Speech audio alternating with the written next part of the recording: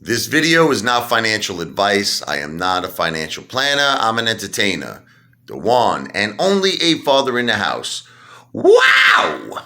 That's a short one, right? Should I do a longer one? Wow! All right. So, Citadel, Mr. Ken, the jerk off piece of shit, Griffin, is breaking, Melvin's bowls. He wants the whole 2 billion back. Okay. He wants it all redeemed. There's a lot of ways you could look at this, right? Okay.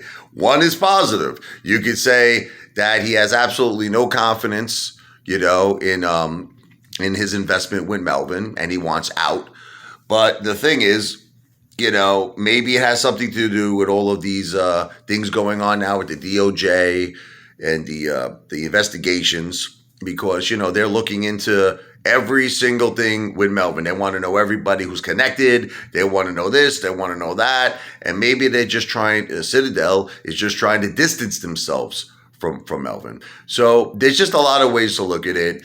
I'm not really too, I see a lot of YouTubers making a big gigantic deal about this. Like Kenny's trying to raise money and he's in desperate need. Nah, I don't think that's the case. I would tell you, look, I don't want to bullshit you. You understand? I like keeping it real. I don't think Kenny's in desperate need of money. I don't. And I've been seeing it on a few videos. I think he's okay. The thing is, unfortunately, I just think that I think this is all about the Department of Justice. I've been seeing a lot of things lately. I'm just seeing what's his name? Gasparino, he's taking his tweets down, all those negative tweets about the apes. What's his name? Kramer, he's taking down everything, his videos.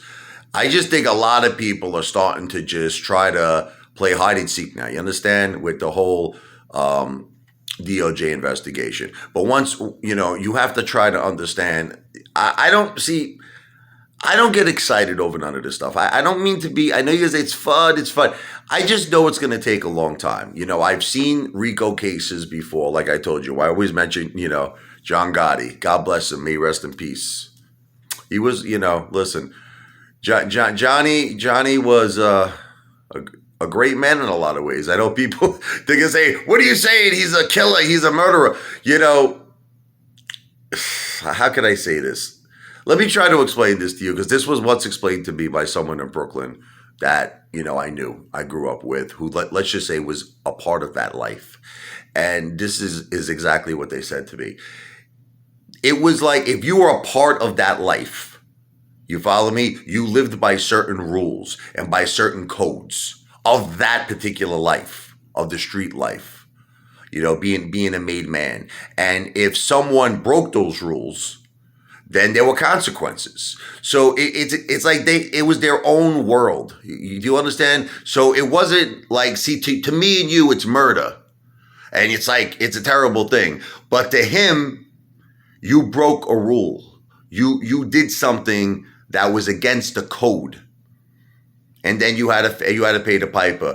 But the sick thing is, he was a wonderful family man, John Gotti. He sat down with his family every Sunday, had dinner, was always there. He wanted, when he was in prison, he told Victoria, his daughter, I want pictures. I want to see everything happening in my grandchildren's life.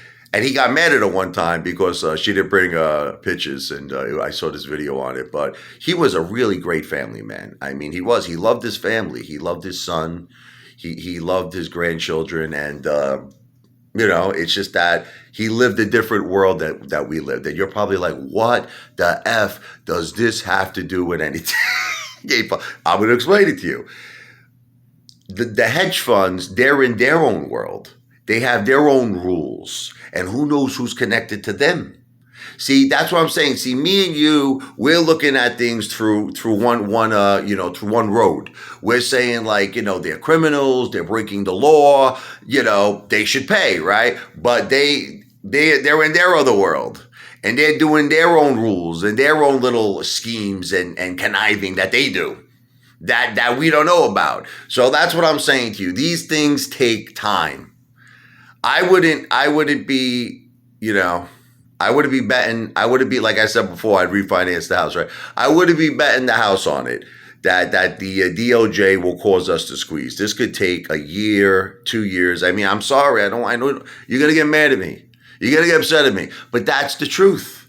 That's why I just try to reiterate to apes, let's do what's in our power, what we can do, okay, which is buy on non-payment for order flow platforms.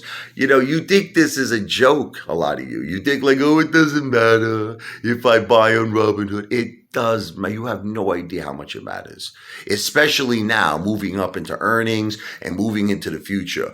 We need buying power. We need buying pressure, but we're never going to get it if everybody's buying on these payment for order flow platforms. And plus you're making Kenny G richer. Why would you want to do that? Like, I understand. I keep hearing the same thing from apes. Ape Father, you don't understand. We're close to the squeeze. I don't want to transfer from Robinhood to Fidelity. Fine. Hold your shares on Robinhood, but open a Fidelity account using Active Trader Pro for new buying. That's all. That's it. So for new buying, do you understand? You hold the shares you have. You're not going to transfer. I get it. You're scared. You don't want to miss the MOAS. But what's your excuse for new buying, right? You could open a Fidelity account, right? You can, right? You could use Active Trader Pro. Or at least if for whatever reason, if you're in another country, because I get this a lot, we can't use Fidelity. Just use a platform that's non-payment, non-for payment, flow. Just, I don't know, I'm not an expert. I can't tell you what's going on in other countries. I don't know. You would have to do your due diligence for that. Okay? Let's win. I want to win.